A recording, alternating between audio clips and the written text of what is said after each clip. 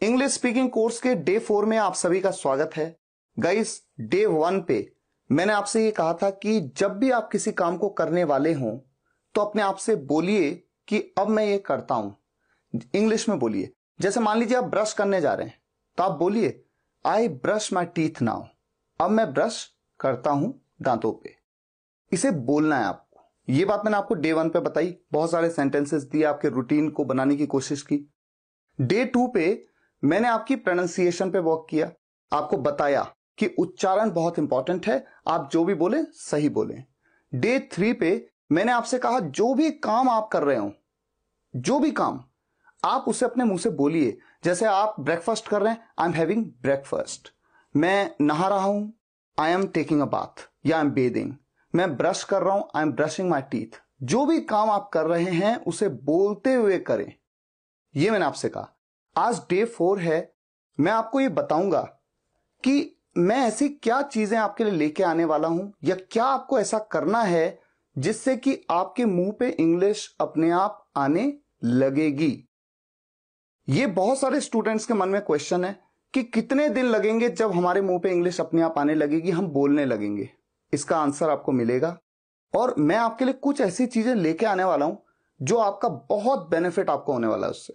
ठीक है, लेकिन पहले मैं आपको ये बताता हूं कि आपको कितना स्ट्रांग होना पड़ेगा और उस लेवल पे आने पे आप कितने स्ट्रांग हो जाएंगे। कोई व्यक्ति आपके सामने हिंदी में कोई भी सेंटेंस थ्रो करे, आप तुरंत उसे इंग्लिश में बना लेंगे।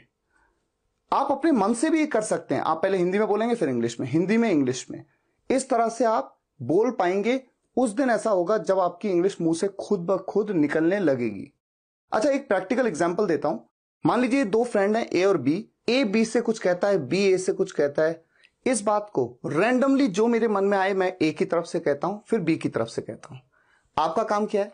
सिर्फ सुनना, समझ में आए या ना आए। पर मैं पहले हिंदी में बोलता हूं, फिर मैं इंग्लिश में बोलता हूं। तो इतना बिल्कुल जैसे मेरे मुंह पे हिंदी आई, तुरंत मैं उसी सेंटेंस को इंग्लिश में बोल पाऊं, ये आप देखिए। ठीक है, तो स्टार्ट करते हैं ए से। क्या तुम्हें वाकई में लगता है कि तुम ये कर पाओगे? Do you really think you'll be able to do it? हां, बिल्कुल, ये मेरे लिए बच्चों का खेल है। Yes, definitely, it's a child's play for me. मुझे लगता है कि तुम मेरे साथ मजाक कर रहे हो। I think you are kidding me. बिल्कुल नहीं, ये वाकई में मेरे लिए बच्चों के खेल से ज्यादा कुछ नहीं है। Not at all. It's really not more than a child's play for me. देखते हैं तुम कर पाते हो नहीं। Let's see whether you could do it और नॉट। क्यों, क्या हुआ? तुम्हें मुझ पे विश्वास नहीं है क्या? Why, what happened? Don't you trust me? नहीं, ऐसा नहीं है, पर मैंने आज तक ऐसा एक भी व्यक्ति नहीं देखा है जो ये कर पाए। Nothing like that, but I haven't seen even a single person in my life who could do it. लेकिन आज तुम ऐसा व्यक्ति देखोगे। But today you will see such a person. अच्छा ठीक है, अगर तुम ये कर दोगे तो मैं तुम्हें 5,000 रुपए दूंगा।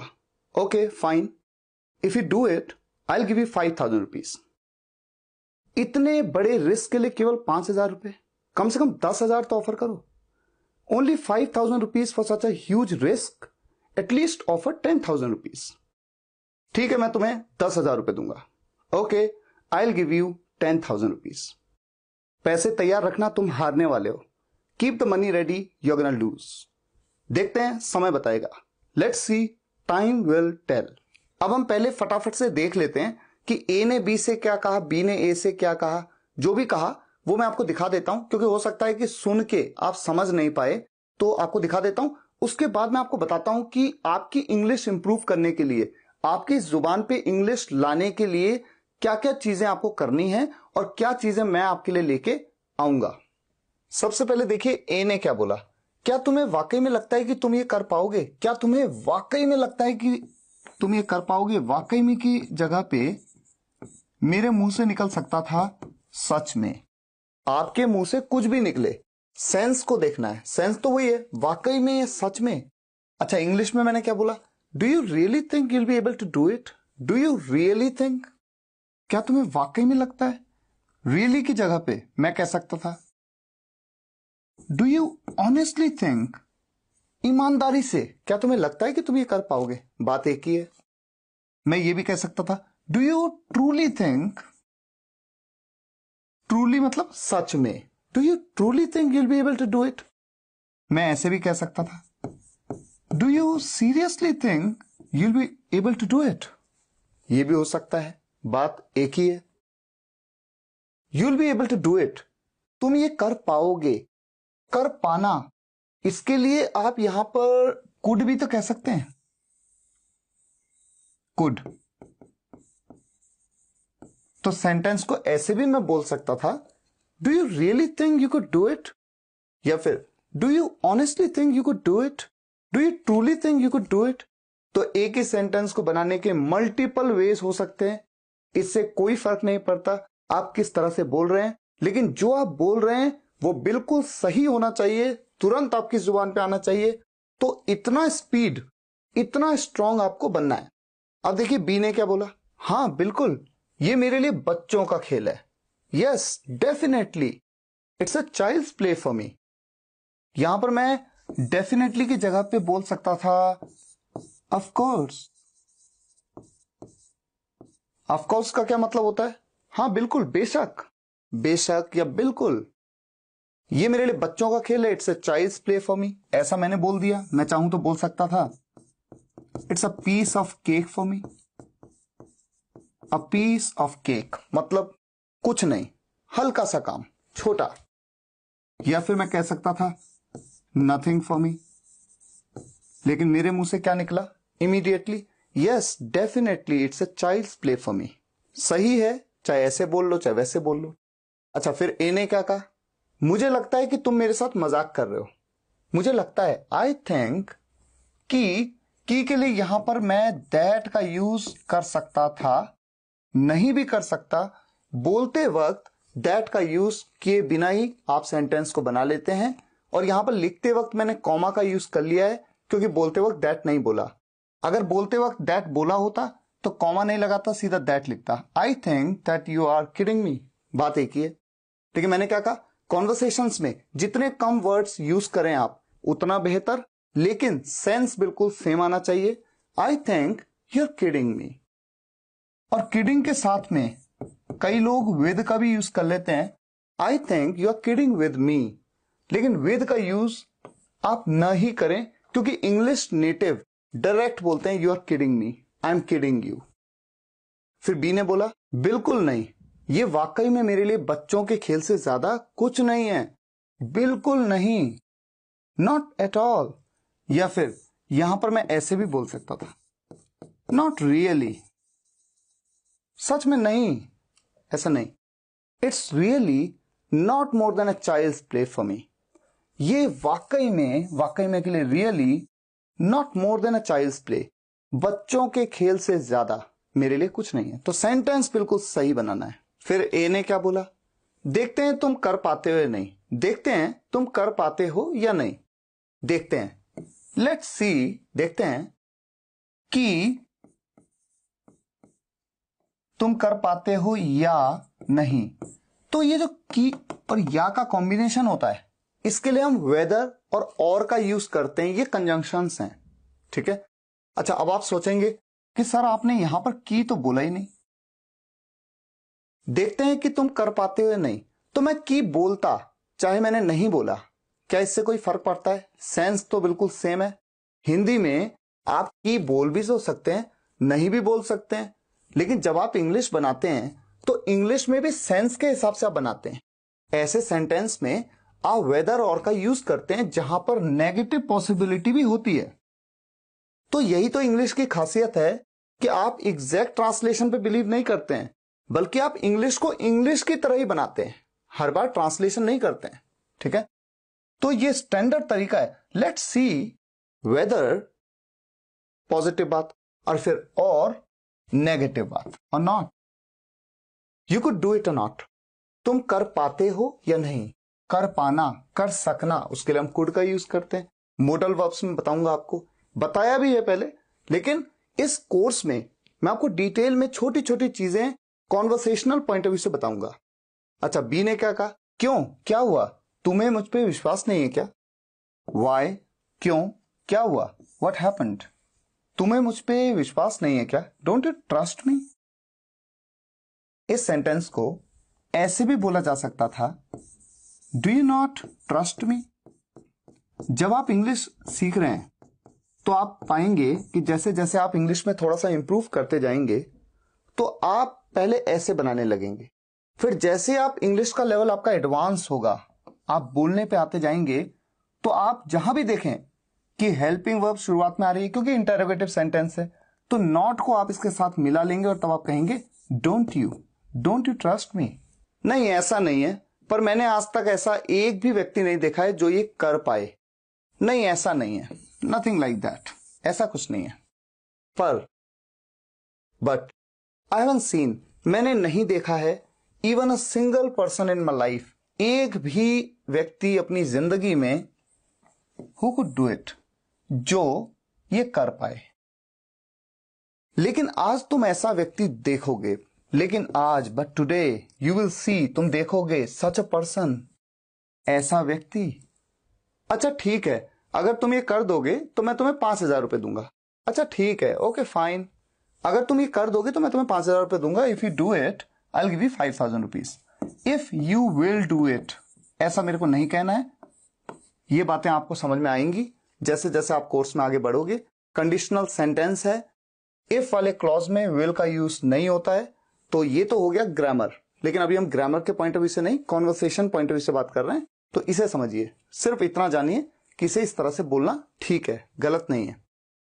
इतने बड़े रिस्क के लिए केवल 5,000 रुपए, only 5,000 rupees for such a huge risk. और यहां पर लग गया एक्सक्लेमेशन मार्क। कहां पर? ये देखिए, यहां पर। ये इसका मतलब है कि मैं चौंक के बोल रहा हूं, थोड़ा सा अमेज्ड हो रहा हूं।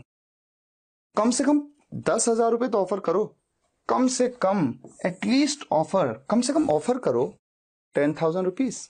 ठीक है, मैं तुम्हें 10,000 रुपए दूंगा। Okay, I will give you 10,000 rupees. I will give you 10,000 rupees. मैंने क्या कहा? आई विल गिव यू। मैंने ये नहीं कहा ना आई विल गिव यू। वैसे ये क्या है? ये है आई विल, लेकिन मैंने आई विल। इतना लंबा कॉन्वर्सेशंस में अवॉइड किया जाता है, आप शॉर्ट फॉर्म में, कॉन्ट्रैक्शन फॉर्म में बोलते हैं। Okay, I will give you 10,000 rupees. पैसे तैयार रखना, कीप द मनी रेडी। तुम हारने वाले हो, you are gonna lose. Gonna, ये क्या है? गोइंग टू का कॉन्ट्रैक्शन, गोइंग टू। तो जब भी आप कहते हैं ना तुम ये काम करने वाले हो, तुम जाने वाले हो, तुम हारने वाले हो, ये होने वाला है, तो going to happen, going to do it. जैसे मैं खाना खाने वाला हूं, I am going to take the food. मैं वहां जाने वाला हूं, I am going to go there. मैं आपसे मिलने वाला हूं, I am going to meet you. मैं आपको आज कॉल करने वाला हूं, I am going to call you today.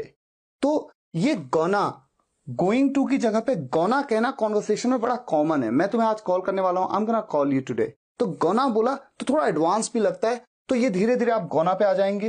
लेकिन शुरुआत में आपको हर सेंटेंस को गोइंग टू के साथ चलना है, और हो सके तो गोना के साथ बोलेंगे। अभी आगे इंग्लिश स्पीकिंग कोर्स में तो बहुत कुछ आने वाला है, तब आप सीखते जाएंगे। फिलहाल तो मैं सिर्फ बता रहा हूं कि मैंने क्या बोला था। नेक्स्ट सेंटेंस देखिए जो ए ने बोला लास्ट, देखते हैं, समय बताएगा। देखते हैं, लेट्स सी, समय बताएगा, टाइम विल टेल। तो गाइस, अभी तक आपने क्या देखा कि मैंने हिंदी में एक सेंटेंस बोला और फिर तुरंत उसका इंग्लिश बोला, हिंदी में बोला तुरंत उसका इंग्लिश। तो जिस दिन आपके मन में आने वाला हर हिंदी का सेंटेंस आप तुरंत इंग्लिश में बोलने लग जाएंगे, इंग्लिश में ट्रांसलेट करने लग जाएंगे, समझ लीजिए उस दिन से आप इंग्लिश बोलना शुरू कर देंगे। और मैंने जो स्ट्रैटेजी बनाई है, जो प्लानिंग है मेरी, कि इस इंग्लिश स्पीकिंग कोर्स में जब 90 या 100 डेज कंप्लीट हो जाएंगे तो मैं कॉन्फिडेंट हूं कि इंग्लिश आपके मुंह से निकलने लगेगी। और इसीलिए मैंने कुछ स्ट्रैटेजीज बनाई हैं, जैसे कि मैं जानता हूं कि इंग्लिश बोलने के लिए बहुत इंपॉर्टेंट है इंग्लिश कॉन्वर्सेशंस को on a daily basis, every day सुनना। तो आपके लिए हो सकता है नेक्स्ट या नेक्स्ट टू नेक्स्ट वीडियो में मैं आपको बताऊंगा कि कैसे डेली एक कॉन्वर्सेशन आप सुनेंगे। डेली का मतलब है डेली, ये नहीं कि आज सुना फिर 3 दिन बाद, फिर 3 दिन बाद, ऐसे नहीं। डेली सुनना है। रोज शाम को, मॉर्निंग में, जब भी आपके पास टाइम हो, आप कॉन्वर्सेशन को देखिए। एक नई कॉन्वर्सेशन डेली आपके लिए मिलेगी। ऐसी मैंने कोई स्ट्रैटेजी बनाई है जो नेक्स्ट वीडियो में या नेक्स्ट के बाद उसके नेक्स्ट वीडियो में मैं आपसे शेयर करूंगा। अच्छा, आपको इंग्लिश स्पीकिंग प्रैक्टिस भी डेली करनी है, यानी कि आपके सामने एक सेंटेंस हो हिंदी में, उसका इंग्लिश बोला जाए, आपने सुन लिया, अब आपने अपने मुंह से इंग्लिश बोली। इस तरह से इंग्लिश स्पीकिंग की practice on a daily basis आपकी हो, इसके लिए भी कुछ स्ट्रेटेजी मैं तैयार कर रहा हूं। डेली आपको एक पैराग्राफ ऐसा मिले जो हिंदी में हो और उसकी इंग्लिश लिखी हो, ताकि Hindi to English translation on a daily basis आप करें। इंग्लिश रीडिंग, ये तो देखिए आपको डेली करनी चाहिए। जितना आप रीड करेंगे, जितना आप इंग्लिश पढ़ते जाएंगे उतना इंग्लिश आपकी जुबान पे फिट होने लग जाएगी। ठीक है, इसके लिए भी करना है। अच्छा, सेंटेंस स्ट्रक्चर्स की बात है तो देखिए सेंटेंसेस को बनाना आपको आना चाहिए, जिसके लिए ही तो आप पढ़ते हैं कि सिंपल सेंटेंसेस होते हैं, टेंसेस होते हैं, सभी टेंसेस आपको आने चाहिए। मोडल वर्ब्स जितनी भी हैं वो आपको पता होनी चाहिए। और मोडल वर्ब्स ही क्यों, जितनी भी वर्ब्स हैं, is, am, are, was, were, helping verbs हैं या लिंकिंग वर्ब्स हैं, जितनी भी हैं उनका डिटेल में ज्ञान होना चाहिए, जो कि इस इंग्लिश स्पीकिंग कोर्स में आपको मिलेगा। और डे टू डे वोकैबुलरी तो खैर ये अपने आप ही इंप्रूव होती जाती है। जैसे जैसे आप ये पढ़ रहे हैं, ये कर रहे हैं, ये कर रहे हैं, तो डे टू डे वोकैबुलरी भी इंप्रूव होती जाएगी, जो आपकी डेली कॉन्वर्सेशंस में नीडेड है। मैं इस बात के लिए सुप्रीमली कॉन्फिडेंट हूं कि 90 to 100 डेज में आपके मुंह से इंग्लिश निकलेगी। बस मैं आपसे इतनी सी रिक्वेस्ट करूंगा कि जितनी भी वीडियोस मैं आपके लिए अपलोड कर रहा हूं डे वाइज, उन वीडियोस को आप ध्यान से पूरा देखिए। चाहे आपको लगे कि ये टॉपिक थोड़ा सा इजी है, फिर भी स्किप मत करिए, पूरा देखिए। क्योंकि बहुत सी चीजें हैं जो मैं शुरुआत में नहीं बताता हूं कि ये चीज कवर कर रहा हूं, लेकिन वो चीजें आगे कवर हो रही हैं, वो आपके लिए फायदेमंद है। और ये जो चीजें हैं, ये सब चीजों के लिए मैं आपके लिए कुछ ना कुछ कर रहा हूं, अभी वर्क चल रहा है और जल्दी आपके लिए लेके आऊंगा, आपको पता लग जाएगा। तो आप किसी वीडियो को मिस मत करिएगा और ध्यान से पूरे जोश के साथ इंग्लिश सीखने में अपनी मेहनत करिए। मिलते हैं नेक्स्ट वीडियो लेक्चर में, आज के लिए यहीं तक। अगर आपको ये वीडियो पसंद आया हो तो वीडियो को लाइक और शेयर जरूर करिएगा। देश के छोटे से छोटे गांव के स्टूडेंट्स तक इन वीडियोस को पहुंचाना है और उन्हें भी इंग्लिश में सक्षम बनाना है, ताकि वो अपनी लाइफ में आगे बढ़ पाए। मिलते हैं नेक्स्ट वीडियो लेक्चर में, तब तक के लिए टेक केयर, गुड बाय।